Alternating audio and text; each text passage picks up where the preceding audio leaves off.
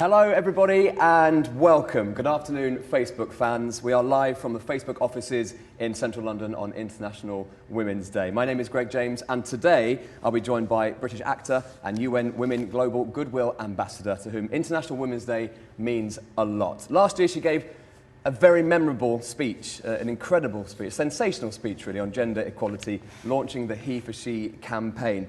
Please join me everybody and make a lot of noise for the wonderful Emma Watson.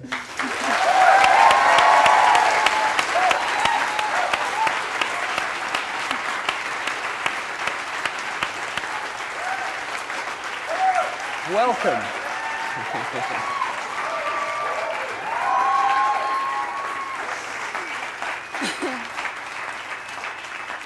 Well, that's a lovely reaction. We haven't even said anything yet. I know, I haven't said anything. That's really good. Thank you all so much for coming and thank you very much for watching. And thanks for getting me involved. It's a real honour to be part of this. I watched the speech when it was, we did it in September and I felt absolutely compelled to do something, so I was really happy to be asked to get involved. Thank you. Great to have you here. Are you feeling well? Are you good and happy? I'm good. I'm a little nervous, but I'm very excited. I'm very, very, very excited. That's good. This is amazing that Facebook have done this. It's so cool. So your Facebook fan page has just passed 30 million fans. I can't even wrap my head around that. 30 million is a lot of people. Insane. Yeah. That's so many people. So a lot of people are watching this so many people. Right now, and you keep up to date with your fans, and that's you like the conversation between you and your fans on there. I really do. I think it's been such an amazing tool for me because I can instantly and directly share things that are really important to me, and it's really personal. You know, it's really nice to be able to do that. Really nice. Do you get addicted to it because there's so much conversation the whole time? And it's I do get a bit addicted actually. Yeah, it's so nice because you get instant feedback to things, and particularly with HeForShe, I'm so interested to see what you guys think and and it's so nice to see things that I'm saying like starting debates and conversation, and I love seeing how all of that unravels really. It's really fun. Well, the video that you put up to talk about this specific conversation was viewed 17 million times. I mean, that's crazy numbers, so a lot of people are watching today. And by the way, if you have got questions, please put it in the comments and we can try and get to them as the conversation goes on. We have so much to talk about, so let's get started. We're live at the Facebook offices today, and we'll get some fan questions later, which we'll have time for. But I want to talk about that speech that you did on the 20th of September. Now, obviously, talking at the UN is an incredibly nerve-wracking thing to do, I imagine. I mean, I can only imagine. I haven't actually spoken at the UN yet. They haven't asked me yet. But what was the mission statement? What was going through your head in the morning of that speech? What was the mission statement you wanted to get across? I guess I really wanted to communicate that gender equality, historically, has been predominantly a women's movement for women. But I think the impact of gender inequality and how it's actually been affecting men hasn't really been addressed. So I really wanted to make that one of the clearest messages in my speech. And I think also our society in general devalues the she. And when I say that, I mean qualities that are associated with the feminine, which are found in all of us. And as a result, there's kind of this imbalance and this distortion, and it's just hindering our progress. It's causing discrimination and violence and pain and fear the world over, all the way, all over. And I just wanted to desensitize people to the issues and make them feel that they could be part of the problem and that they can make a difference, and to give people a voice and a platform with which to do that, with which to make change. So it's quite a lot to fit into 8 minutes, but I did my best, tried to cram it all in. Yeah, it was difficult. I really wanted to try and reach as many different people as possible in a very short space of time. What were the immediate reactions from your fans and from the people that know you? What were the reactions after that speech? What was said immediately? And how did you feel after you'd done it? Did you feel like you absolutely got every point across? Did you feel that was a lovely moment for the campaign? It felt like one of the most surreal moments of my life, I have to say. I remember at the end of it, seeing people start to stand up, and it was like something from a dream or a film, or I thought maybe I'd died, and it was weird. It was just really surreal. I can confirm you didn't die. I didn't die, No. but kind of, a little bit. I felt like I could, this will sound really cheesy, but I felt like I could sort of die happy, like I'd sort of done kind of what the most important thing I might ever do. I was shaking, I was so nervous, but at least I got it out there. Like I'd managed to voice the words. I'd managed to get it out, and that was big for So me. you talked a lot about inviting men to help fight sexism. So what was the reaction from the men around you and your male fans? What were they saying?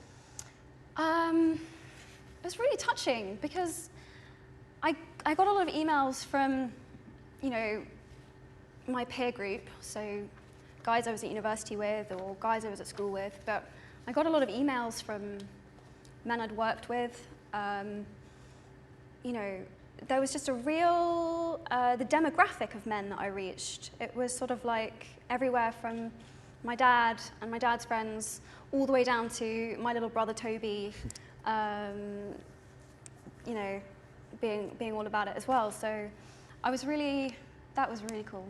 Yeah. The support you got from other celebrities was also incredible, and there was a huge drive of pictures on social media and all the rest of it. Who were the ones that you were most proud of reaching, and you were so happy that they were joining in this campaign as well? Yeah, I mean, just incredible. I had like a personal letter from the Archbishop of Canterbury, and you know, I had, you know, it was just mad. It was amazing.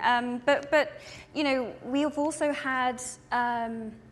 We just actually launched a new program called Impact 10 by 10 by 10, and we have these impact champions who are piloting HeForShe programs within, you know, whether it's their government or whether it's their school or their business. And we've actually had the country of Sweden, the country of the Netherlands, we've had Sierra Leone, Unilever, PwC, Barclays, Tupperware, Sun University, Oxford University, yes. And we're announcing a lot more on March 10th. I'm not allowed to say who those other people are, but we, I mean, it's just incredible to have that kind of support, you know, on those kind of levels, you know, and then all the way down to, you know, I read a letter from a 13-year-old boy this morning, who was, you know, equally as passionate as the CEO of Unilever. So that's amazing. And it's only been 5 months. I mean, I think that's the other thing, is it's. Well, I feel like it's made a huge impact in those 5 months, and obviously it's very important that your fans and the general public are getting behind this, but you do need those corporations to help push those messages home. So it sounds like everything's going pretty well so far. It is, and yeah, I think, you know, in terms of male reactions, I think men have been like, yeah, we're on board, but now we're not really sure exactly how to help. It can be, they're still a little bit fearful and still a little bit confused of, okay, so how do I do this exactly? And I guess I'd just say that, you know, even the small gestures to the really big ones, it all changes and impacts somebody else's life. So I saw one thing that I know you're very excited about was Steve Carell, who wore the HeForShe cufflinks at the Oscars. Now, I wanted to talk to you about this because he's kind of my hero, and I know you're a big fan of him too. So what was it like to see it in action, to see that people were just, that's a very subtle but lovely thing to do, isn't it, wearing some cufflinks? So yeah, things like that must make you go, okay, things are happening. Completely. You know, I had no idea that he was going to do that, and then, you know, it's just so overwhelming and humbling when men want to show their support like that. It's just so nice. It really is, and it does spread awareness, and it does make a difference. And you know, even if like 2 people on that night asked him what his, like, what is your cufflink? What does that mean? What is that? And he said, oh well, you know, I'm taking a stand for gender equality. Yeah. You know, that in itself, it's huge. So what are some of the things that you're asking your Facebook fans to do to be part of HeForShe? What are some of the things that they could actually, you know, take part in or do? Well, first off, I have an amazing number of male Facebook fans, and I need to check the number because it's so many, it's so crazy, I can't even believe it. But yeah, we only have 200,000 commitments on HeForShe.org. So Facebook fans, one thing you can do, just right now even, if you want to, is go to HeForShe.org and make the commitment. We still need more men signing up on that petition. Yeah, so that's definitely a really good way. And you know, and then I think it's really cute. I asked my younger sister this morning. I was like, what would be the one thing? What would be the one thing that you would want from the boys in your life, from the men in your life? And she went, I just want them to want to play with us. Like, I just want, you know, and again, I was like, well, that translates at every level. Like, we just want to be included. We just, you know, we just want to be included. I was like, wow, yeah, it's really very concisely done that. And then for women, I think it's really acknowledging or feeling comfortable or confident enough to acknowledge that there is actually a problem. Because it's uncomfortable, it's awkward to acknowledge that there is a problem, but we need to understand that we are complicit. And another sort of anecdote is that you know, a lot of the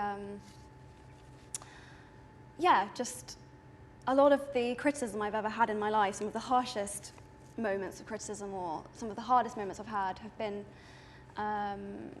comments from other women. And you know, it's not just enough to ask men to come in and support us. We really need to support each other.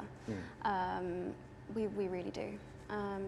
So, you know, I guess I would say being brave enough to acknowledge that things aren't there yet, and also, you know, supporting each other massively. You talked a lot about in your speech for the UN about the term feminism, and I suppose making sure people understand what you mean by that and what people mean by the term feminism. That I mean, what's your understanding of it, and what did you want to try and put across? Because there's lots of people. I think lots of people don't know what that necessarily means, and I think you said something like it was not a dirty word, but it was a word that people are afraid of using.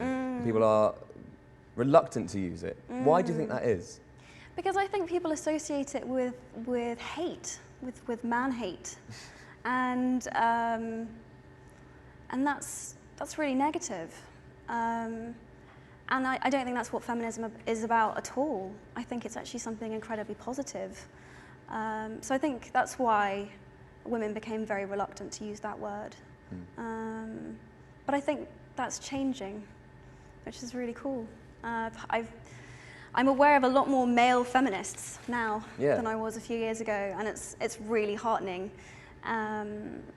People have come back to what the actual definition means, which is equality politically, culturally, socially, economically. That's it. But even if simple. even if that small message gets through now, I'm trying to remember what I was like when I was 15. Yeah. So I was a 15-year-old boy, typical teenage boy. If someone said to you, "Are you a feminist?" I'd go, "Well, obviously not."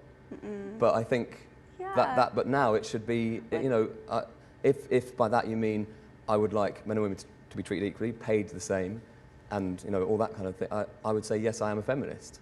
But I think that's a very simple thing for people to try and grasp hold of. It is. I think men think it's a women's word, that it's only women, it's only for women. But it really just means that you believe in equality. And if you stand for equality, then you're a feminist. Sorry to tell you.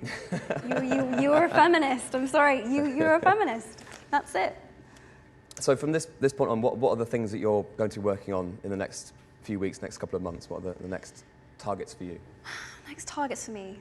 Well, I'm going to harp on about this, but again, you know, getting more men to sign up to the petition, because 200,000 is just not. We're not there yet. We need more signing that petition.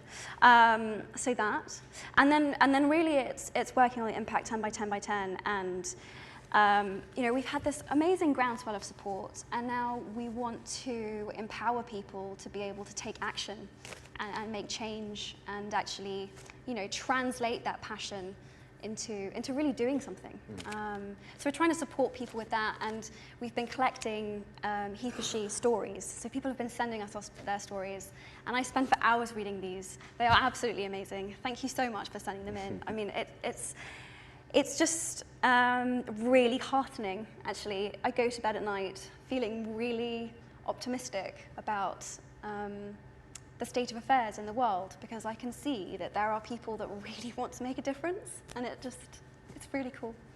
Who are the people that inspired you, the females in your life? Yeah. Maybe ones that you knew, your family, but also the ones that you watched on telly or you read, things that they've written. Who are the people that inspired you? Well, it's Mother's Day soon, so I guess the obvious choice is my own mum. She was a single working mother. She's also a type 1 diabetic. So seeing her strength and resilience was really inspiring growing up, really inspiring. And I think she instilled in me, particularly in my teenage years when I was feeling very insecure and confused about what my purpose was. She really, really instilled in me that what I was thinking and what I was doing and what I was saying were ultimately infinitely more important than my physical appearance. Even when the world was really telling me the contrary. And she really encouraged me to be an individual. I remember her being thrilled when I got my first detention. Because she was really worried, I think, that I was going to be a bit straight-laced. What was it for? Oh, I failed the last exam. Yeah. You failed an exam and that was a detention? Yeah, I failed. I think I failed it a few times, actually, maybe more than once. Anyway, let's not go into that. But I think she did. She wanted me to be my own person, and she thought a bit of rebellion was a good thing. I'm not sure how failing my last exam was rebelling, but we'll go with that. So yeah, my mum, she's awesome. Yeah. She's a great lady. We mentioned at the start about the speech at the UN. Talk a bit about how the partnership with the UN came about, because this is the UN obviously is a huge organisation, and when they approached you, or did you approach them? How did it come about? So I had already been working for fair trade, for a fair trade company which was supporting women abroad so that they had sort of economic independence. And then I was also working for a charity called CamFed, which provides scholarships for girls in countries where they wouldn't normally get to go. Usually it's boys that get sent, and girls don't get really past primary school education. So I've been doing work with that. So I think they knew where my interests, where they lie, and they reached out to me, and then I had this amazing conversation with Elizabeth, who works for the UN. She's in the audience, and it was really just a meeting of minds, because she said, well, we have this thing called HeForShe, and it's, and I went, oh my God. It's completely my take on feminism, that we need to be including men in the conversation. We need to be including them in the dialogue. I have 4 brothers. I can see gender inequality is affecting them just as much as it's affecting me. We need to open up the dialogue. We need to give men a space where they feel that they can talk about this issue. And she was like, well, that's what it is. And she gave me the baton, and I've kind of been running as hard with it as I can ever since. So it just kind of felt very meant to be. And I was clearing out my room a few months ago and found essays and diary entries I'd written when I was 15, and I can sort of see with hindsight that speech had sort of been gestating in my head for a long time. And I never thought I'd be working for the UN. It's just amazing. But I think it felt like that when we watched it. I think people would agree, if they're watching in here, I think people would agree with that's been percolating for quite a while. So what were the things when you were growing up that you couldn't, but in hindsight you now go, that was unfair, that was not cool? What were the things that you would want to change initially? If there was one thing you could just stamp out right now, would there be something?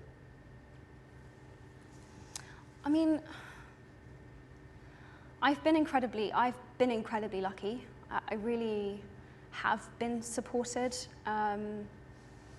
and had access to just a lot of opportunities that women in other countries probably aren't. So, you know, I would never complain about my personal situation. But, gosh, I guess it's just, I think it starts young. I think it starts really young, with girls and boys being told what they have to be, and it can just be really damaging. I think, yeah, I mean, it's difficult because I have been incredibly fortunate, and you know, I think just encourage and include each other. Don't try and sort of ostracize each other and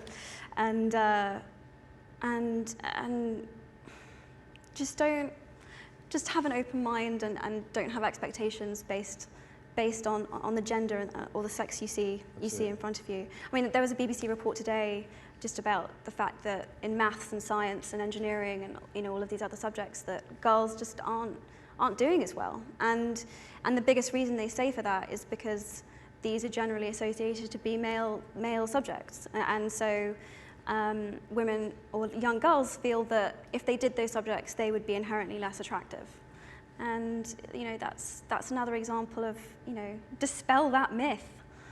You know, like, it doesn't need to be like that. It was interesting what you said about your brothers experiencing gender equality. Yeah. In what way, I mean, not specifics necessarily, but in what way have they spoken to you about it from a male perspective? I think there's a lot of posturing that goes on with men, and I've just had my brother say to me a few times that he's like, I just can't be around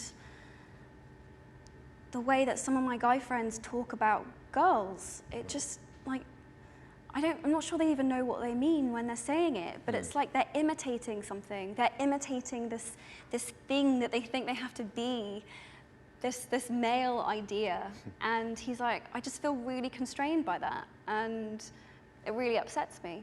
I had a very similar letter from a man in the military who said that he experiences that a lot. I think we don't acknowledge how much pressure we put on men to conform to a certain perception of masculinity. I don't think we do. So, yeah, it's nice to hear that, and seeing how upset they get when, you know, for example, after I gave my speech in September, I wasn't going to talk about this, but it's coming up. You know, there was a website that was set up threatening to release naked photographs of me, you know, with like a countdown and whatever else. And I knew it was a hoax. I knew the pictures didn't exist. But I think a lot of people that were close to me knew gender equality was an issue, but they didn't really think it was that urgent, or particularly, you know, we live in Great Britain. You know, this is a thing of the past. You know, oppression of women. It's sort of, we're fine, aren't we? We're good. We've got far enough. And then when they saw that the minute I stepped up and talked about women's rights, I was immediately threatened. I mean, within less than 12 hours, I was receiving threats. And I think they were really shocked, and particularly one of my brothers was very upset. So I think it was just a wake-up call of like, oh, this is like a real thing that's really happening now. Like now, women are receiving threats in all sorts of different forms. That was just one specific one. And I think I was upset that the media immediately reported it as fact without any evidence to the contrary, and you know, and it really just publicized something that was really, really negative.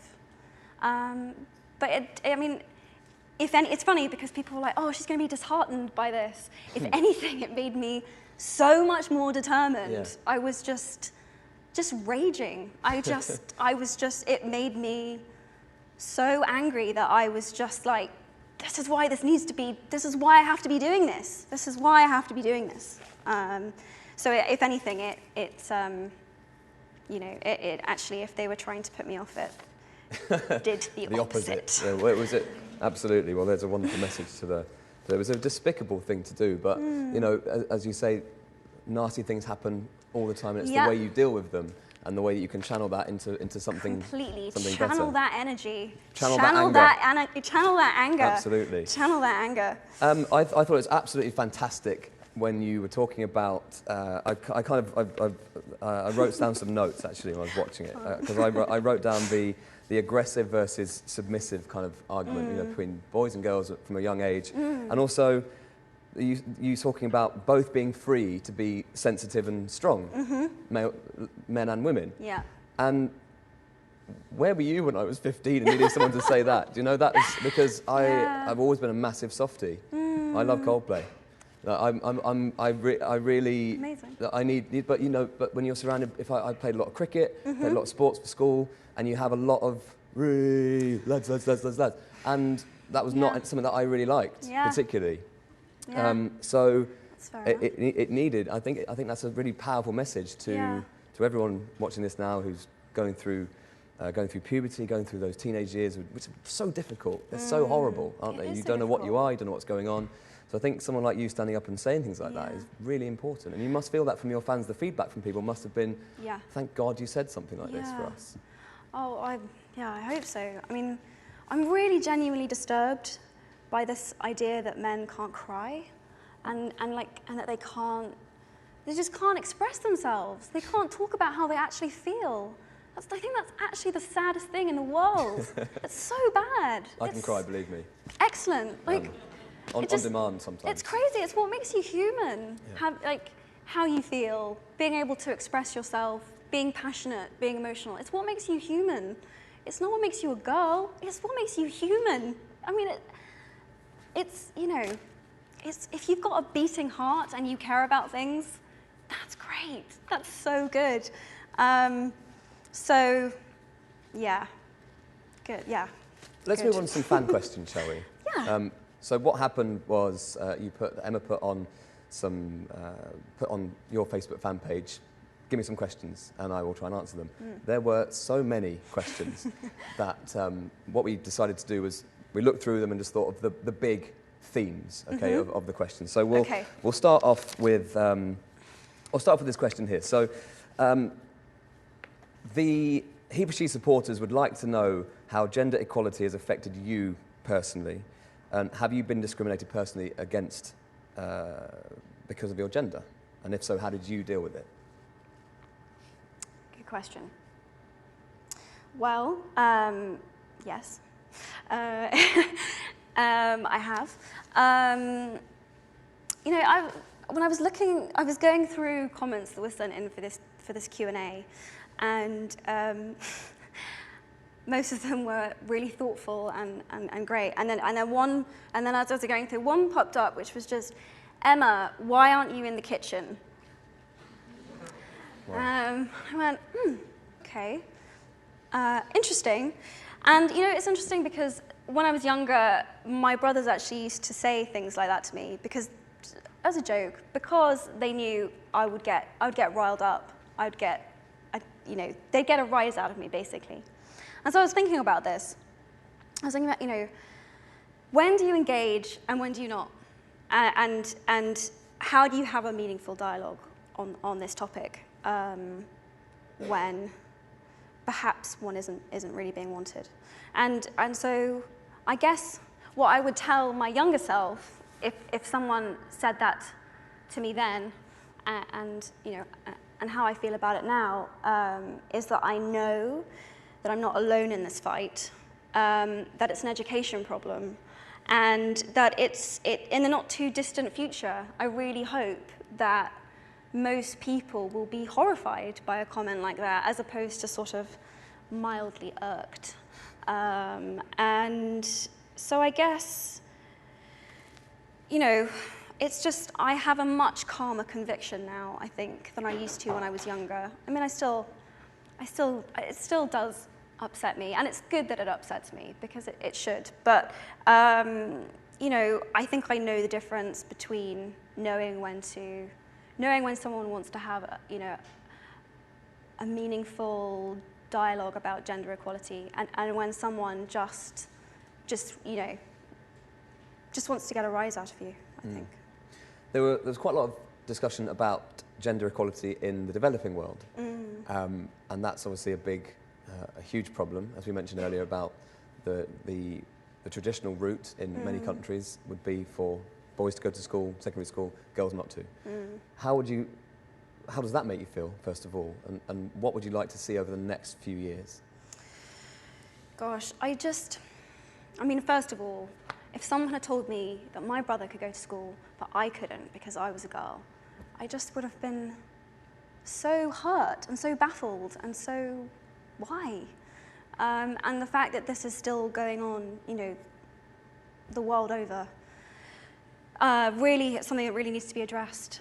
But I guess I just say, how and why are you not recognizing the potential of that girl? Why are you not recognizing what she can bring to the table? And we need yin and yang. We need that balance, and we need female representation. We need female leadership. Women have so much to offer. We're such an untapped part of this world. So much potential just gets wasted because girls aren't encouraged in the same way that men are. We can achieve so much. It's interesting because I literally this morning came back from a comic relief trip in Uganda, and we were focused in a village called Iolwa, which is they've put a new health centre there, part of comic relief, and it was an absolutely fascinating experience. And visiting some of the local schools and things to see that there were many girls there. That things are changing, but it needs campaigns like HeForShe, I think, to really push this message home that it's not it's a global problem. But one of the amazing things about the sign up of men so far to the website is that there's men in every country that have signed up to this. So it is reaching that global audience, isn't it? This? It definitely is, and you know, I think even in Britain, you know, we have an equal number of women at university as men, but then at a certain point, we're just dropping out. We just aren't being encouraged into those leadership positions. We're just not. We're not getting past a certain point. And so, yes, it needs addressing abroad, but it still needs addressing here, you know, in the West. We're not there yet at all. We've still got so much work that we need to do and that we need to pioneer. What do you say to the people that message you on your social networks and say, someone said, I can't do an engineering course because I am a girl? And this must be, it's regular, isn't it? People say these sorts of things. It is regular. Oh, just don't let anyone tell you what you can or cannot do, or can or cannot achieve. Just don't allow it. Just do not allow it. It's wrong. It's so wrong. Be whatever you want to be. And that's the amazing thing about social media, is that, you know, wherever you live in the world, or whatever conditioning, or whatever the people around you might think, you can access a whole community of other people that think differently and that want to support you. And, you know, that was a crazy moment for me. It was, you know, not really thinking. I just responded immediately to this girl who texted, you know, my dad says girls can't be engineers, and I just said, well, and what can I do, you know, about this? I said, well, go and be an engineer. Just go and prove them wrong. You can do it. And then within, you know, a couple of hours, 3 or 4 different engineering academies, fellowships, whatever else had contacted her and said, women can definitely be engineers, and we'd love to help you do that. And that's amazing. That's so amazing. That's the amazing thing about what social media can do, is it connects people in the world to a community that they might not be able to access directly around them, and helps them, you know, think bigger. It's cool. We have someone in the audience who'd like to ask a question. Where is Ella, please? Ella, are you here? Now hold on, we need to get you a microphone, otherwise no one's going to hear you. So, There you go. Hi. Hello? Can you hear me? We can hear you. Okay. Media states you earn less in your film roles in the Harry Potter series than Daniel Radcliffe and Rupert Grint. Is it true? And how can we address the issue of unequal pay between men and women? Good question. Thank you. Interesting question. Thank you. I don't think I would ever even dream of complaining about my personal circumstances. But yes, there is a big problem in my industry, in the film industry, in the industry which I work. Currently, females comprise 7% of directors, 7%. 19.7% are writers, 2.2% are producers, 13% executives are women in the film industry. And we know that when you have a female writer or when you have a female director, you know, there's a higher, you know, representation of women. So that's a pretty huge problem, which, yes, which needs to be addressed. So yeah, thank you for the question. Those statistics are terrible. I know. That's I really, know. I think It's really bad. It's really, really, really bad. I think we saw that acknowledged at the Oscars this year. I think there's an awareness, but you know, 7% of directors are female. 7%. Why are we not telling women's stories? Why are women not telling their own stories, directing their own stories? It's crazy. It's got to be done.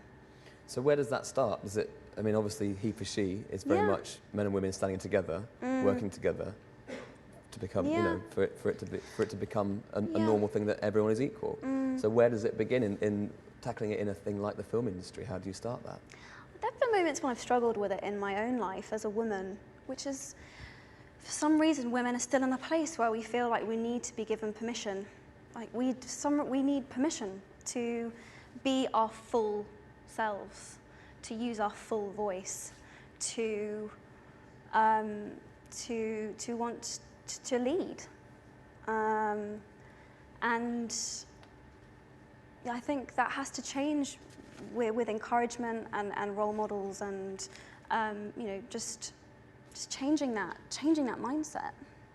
A lot of the comments that I read on your Facebook page were from a new generation of activists, I suppose. So your young fans who have grown up watching you and, you know, been a fan of yours for many years, and they are a new generation.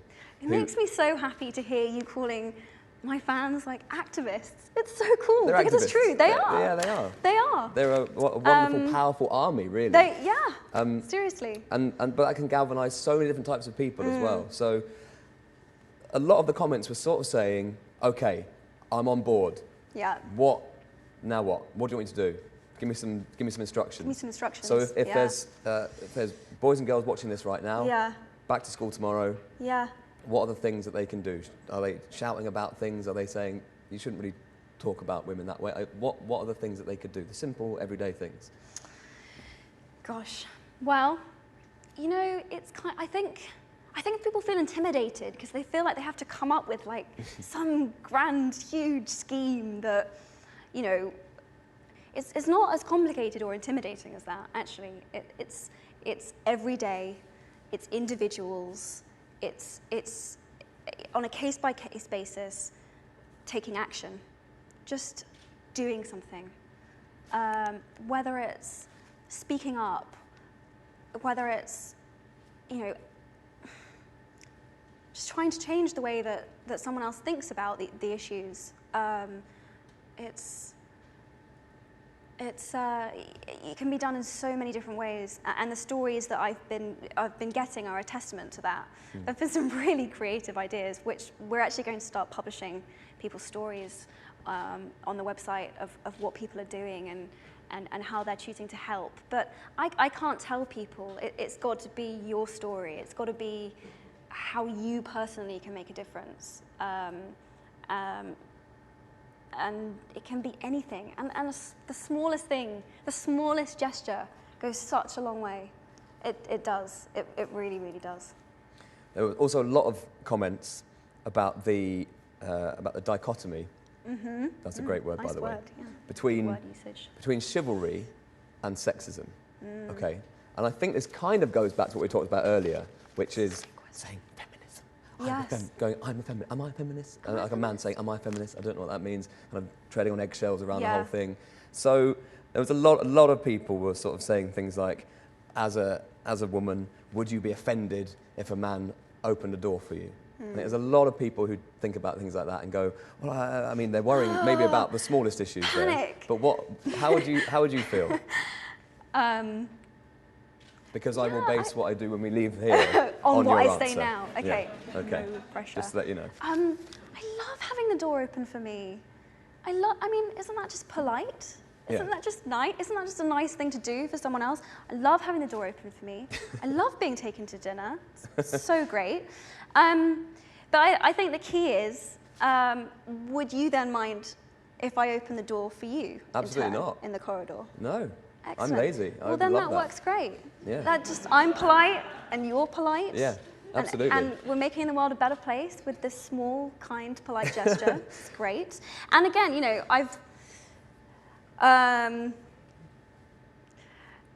I actually took a man out for dinner and I chose the restaurant and I offered to pay. And it was really awkward and uncomfortable. I'm just going to say that. It was not going down well. Really? Not because, actually, I'm sure he would say he was a feminist, but he was just like, oh, this is a bit, I'm not really sure about this. It's making him feel a bit touchy. But the cool thing about it was that we were both willing to have the conversation about why it was awkward or why it was uncomfortable or you know, like, you know, we were able to have this dialogue where I was like, well, it's okay. I chose the restaurant because it's my favorite restaurant and I would love to pay, but next time you choose the place and you pay or whatever it is, you're going to split it or whatever makes you each feel comfortable. Yeah. But it's just, I think the key is like chivalry should be consensual. Both parties should be feeling good about that. And I think it's just a problem when people expect things to be a certain way, to follow a certain status quo. And it's awkward and it's messy and we're in transition right now and everyone doesn't really feel like they know what to do, but it's okay. Just be willing to have that awkward conversation. It does come out okay in the end. It does. It really does. Also, Nando's is quite cheap, so you're probably fine. Yeah. So I like Nando's. Yeah. So I think we've covered that one. Yeah, I think we're good on that. Yeah. Politeness is great. I love politeness. But it's just politeness between chivalry. Two humans, right? Yeah. So that's the thing. Yes, that's the key. I would equally open the door for a man, and I would, you know, Equally that's open fine. it for Just a be a woman. polite. I've been brought up well by my mother, and she would say, And "Open the door for someone. Hold the door open for someone." This is key, and I would do the same. Okay. A lot of questions on the Facebook page in the comments about LGBT community. Okay, so the HeForShe campaign, in your statement, there were people who watched it and thought, okay, great, but what about my community? What about people around me in my life? So how will the HeForShe campaign benefit the LGBT community? Okay, really good question, really important question. So HeForShe is about men coming in to support women and femininity and feminine qualities because they are currently valued less by our society. Feminine qualities are generally valued less. And I think femininity needs to be embraced wherever it's found, whether it be found in a man, whether it be found in a woman, whether it be found in a gender non-conforming person. Wherever it's found, we need to be embracing it. I'm also against racism and homophobia and classism and ableism and xenophobia and all of it. I mean, my specific mandate is to advocate for women and girls. I'm a UN Goodwill Ambassador for Women. So, you know, I'm here to do that. But I also understand that these oppressions are interlocking, mutually reinforcing, and that intersectionality is a really important word here. And we just need to be supporting each other, definitely, 100%. And I hope the LGBT community does feel included and does feel that this is their movement, because it is. It definitely is.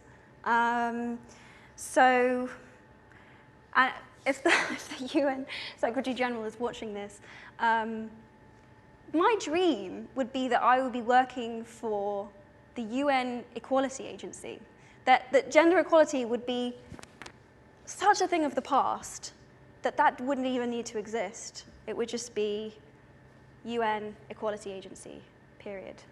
Full stop. Yeah. Done. That's the dream. That is the dream. There was a question that just flashed up a minute ago, actually, up here, which was, I don't know where, well, it's gone now. Oh. It's gone. But it was, there it is. Oh. That was clever. How did you know what I was thinking? Wow. It's Facebook, they know everything. It was, oh, it's gone again, great. It was basically a question which said, if you didn't do something now with this campaign with HeForShe, what do you think would be happening in 10 years' time? And what are your fears about, what are your worst fears about in the next 10 years if we don't make a stand now?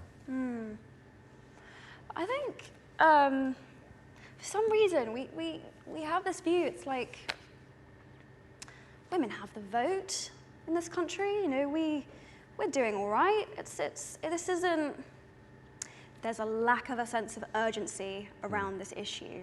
And also, people not really understanding what a huge impact this issue has all over the world. I think it's probably one of the biggest contributors to poverty, to violence, to discrimination. It hinders development, progress, all over the world.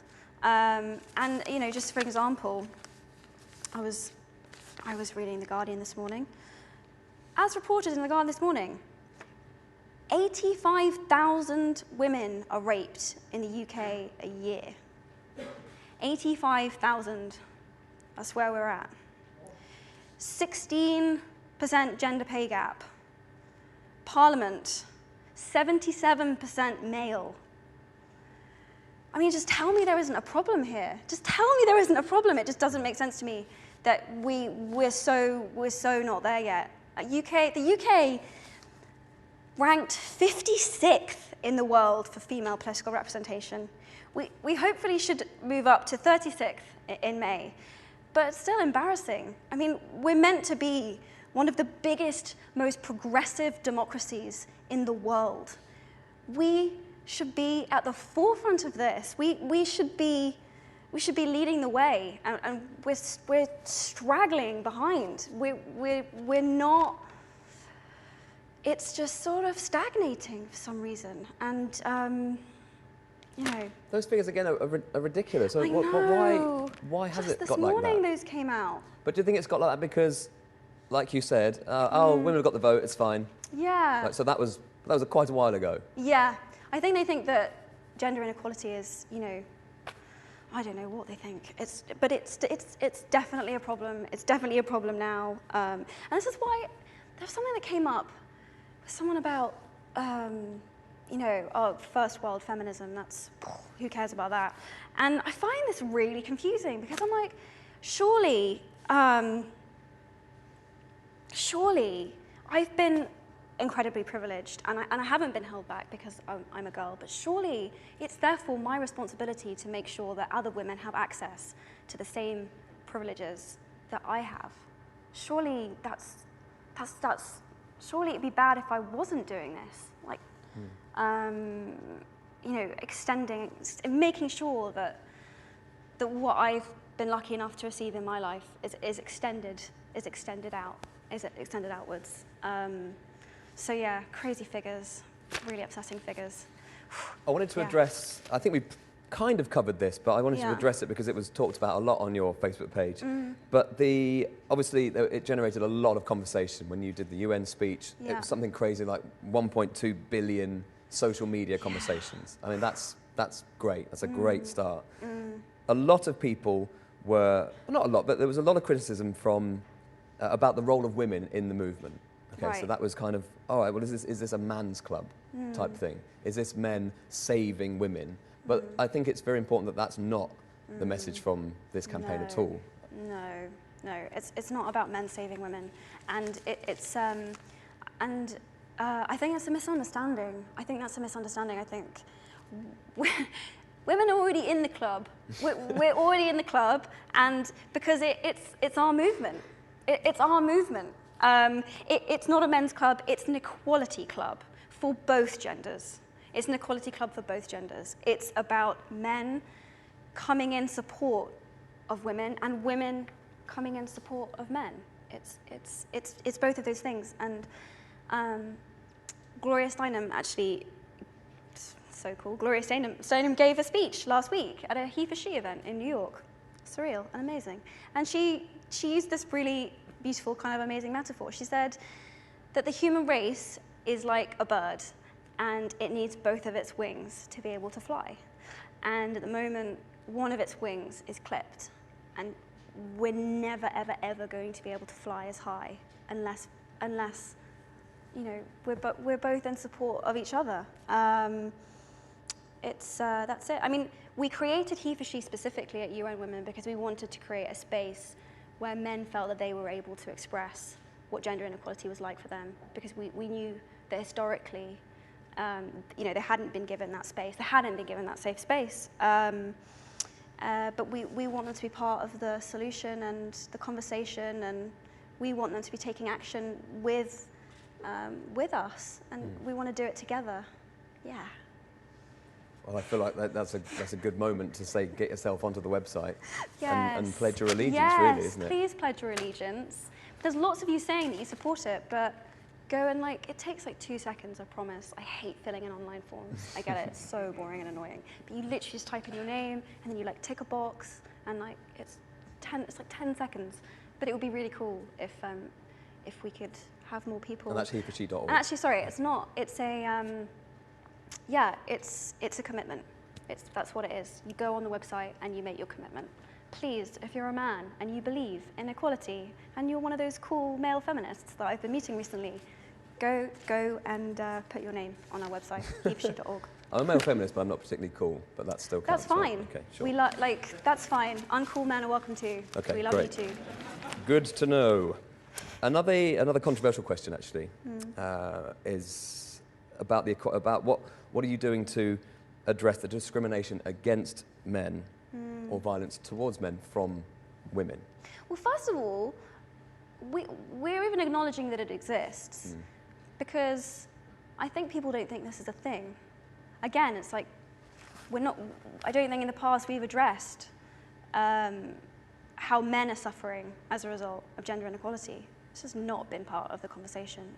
But it is. You know, men are the recipients of violence and abuse and discrimination. And I think just acknowledging it, first of all, is a big step. And then, you know, we're also trying to give them a safe space where they feel like they can talk about these issues, where there previously, you know, wasn't before. And we want to try and, you know, help and support them. You know, I think violence against anyone is abhorrent. But just because we're saying it's not right that women are the recipients of violence, we're definitely not encouraging violence against men. That's really not how the logic works. Yeah, it's equally important. One of the wonderful things in that speech, which I keep going back to, because it affected me quite a lot. I really enjoyed it, and I really connected with what you said. But the thing that I think a lot of your fans and people watching this can take away is when you talked about, if not me, then who? And if not now, then when? And that's, again, you're sort of underlying the urgency of this. Yeah. Because this is a problem that is happening right now. And it's not really getting much better at the moment. It's really interesting. I hear this a lot, and I've heard my girlfriend say it, and I've heard my guy friend say it too, which is just, you know, oh, I saw this thing happen today, and it was just so rubbish, and it was just so embarrassing what they were saying, and it was so, you know, whatever else, but I just thought, you know, who am I, you know, or what good would it do if I said something? It's like the person that was the recipient of that misogynistic comment, or, you know, or whatever it was, it'd make a huge difference to them, massive difference to them. Like, could change their day, their month, their year, maybe even their life, really could. So don't ever hear in your own head, who am I to say something? You are a human being, you are a person, you can 100% change the world. And it's small ways, it's everyday ways, it's the little things really count and really matter. And be brave, be brave, be brave. We have a little bit of time for some questions from the audience, if that's all right. So if we do have anybody who would like to ask a question, yours was the speediest hand I've ever seen. So that was straight up. The guy in the Hogwarts jumper. So brace yourself. Okay, I'm braced. Wait for the microphone. Okay. Hi, Emma. Hi. Can you hear me? There we go. I think we're on now. Yeah. Hi, Emma. I'm Thomas. Every time I'm involved in a debate about gender equality, specifically equal pay, the most frequent argument I hear against it is that it shouldn't be fair for women to be paid the same as men. Sorry. Because it's more likely for women to be taking time off on maternity leave. Obviously, that's not really fair at all. Not really fair, Phil, but what would you have to say to people who have that argument? Gosh. Yeah, I've come across this argument a lot. I guess I would just say that maternity leave in this country is around 2 months, 2 or 3 months, and I don't think in the grand scheme of things that's the kind of amount of time that's really going to hinder a woman from being able to achieve and be incredibly effective in whatever her particular field is. And I think men should be equal partners in raising children. I do. I think there shouldn't be an assumption that having children is something that only affects women, because women need men's support in those circumstances just as much. And I think it's a really unfair assumption to make that it's only women that are going to be sidetracked by raising children. It's one of the most important things as a human being, you know, that you can be involved with, is fostering and nurturing a human being.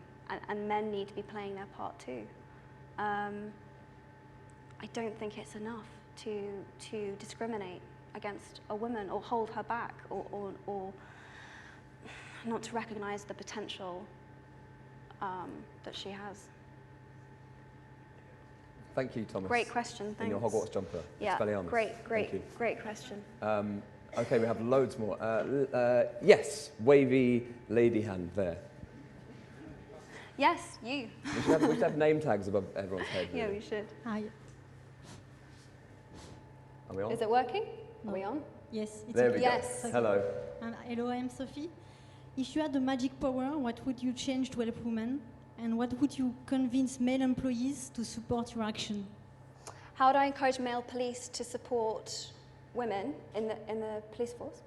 And how would you convince male employees, Yeah. because I am from a business part, to support your actions? To support. Yeah, to support your actions. How would you convince male employees to support your actions in a workplace? Gosh, I mean, the pay gap is such a big one. It's like, if you know that a woman is doing exactly the same work that you are, and you know that she's being paid less, it'd be so cool if you said something about it. That would be amazing. That would be so great. And if you're a business leader, or if you have that power at the top of your company, then ask the question: are the women you're employing being paid the same? And make sure that you are. Make sure that you are. And it's that simple. I suppose if really. there's managers and bosses watching this, then that should be one of the things they do next week. Yeah, that should be one of the please, things. just go through, just look at it. Look at your figures honestly, and just see, are you paying women the same as men for the same work? Yes, sir, in the purple. You might have to wait some time for this microphone to get passed back here. No. Unless you brought your own microphone, in which case you can use that. That would be. I've come prepared. That would be so cool. I knew I'd get the opportunity. Yeah. Finally. Hi, Emma. My name's HeForShe. I wanted to ask you, well, firstly, I'm a big fan of Hermione Granger, but a bigger fan of Emma Watson, who is the face for HeForShe. Thank you. My question essentially is that if you were a man, would you be equally passionate about gender equality? If I was a man? Yes. You know, it's interesting. You have to think quite hard about this one. If I was a man. No. I'd say my brother, actually, weirdly, is more of a feminist than I am. He's pretty passionate, and we look a bit like twins. So I can kind of get myself in that headset. No, yeah, I would. I definitely would. Because it's right, not because I have a mother or a sister or, you know, or whatever. Just because it's right. Are you passionate because you're a man? Absolutely. Good. Excellent. Good to see. Yes. Man tie in the front row. Lovely, Hello, lovely, Emma. a lovely I'm tie really, there. Yes. sorry, I'm a really big fan of your work, and my question is regarding something that I'm currently studying, and it's regarding gender in the workplace. And it's what would you say are the root causes of gender inequality in the workplace, and how do you think HeForShe can help overcome this problem? Gender equality in the workplace. Yeah. We've talked a lot about it. We have. You know, even though in Britain, for example, we've passed laws and we've passed legislation, there's still a big gap in people's minds and people's mindsets. You know, traditions and social change. It just takes time. Changing the way that people think. It's a slow process. So it's really asking someone the right question that makes them go, huh, yeah, I guess that does make sense. Or I guess this thing that's happening doesn't really make sense, but I've just accepted it because that's how things have always been. So I guess it's just questioning. It's being willing to question things and make up your own mind. Thank you very much. Unfortunately, we have run out of time for audience questions. We could be here for I hours, know, couldn't we, right? this is terrible. But thank you so much. One final thing from me. Do you think that it's possible in our lifetimes to achieve what you're trying to set out to achieve? Gender equality? At current rates, no. I will probably be dead. But I think I'm just going to refuse to die. I think I'm just going to be like, no, I'm not going to go. You're not going to get rid of me until I get to see an equal number of female prime ministers and presidents and CEOs and more men that actually feel like it's okay to express how they really feel about things, and more fathers that are present in their children's lives. And, you know, and until I see us all not policing and ostracizing each other and oppressing each other, and where I live in a world where there just isn't such a narrowly defined definition of masculinity and femininity, I'm just not going to go. Just won't. Just won't. Just refuse. If someone could scientifically come up with a way for that to happen, please let me know. Emma would like to be frozen cryogenically. I'd like to be, yeah, so that I can come back and be alive to witness a world where there's gender equality. That would be cool. Well, thank you so much for your time today. Ladies and gentlemen, Emma Watson. Thank you.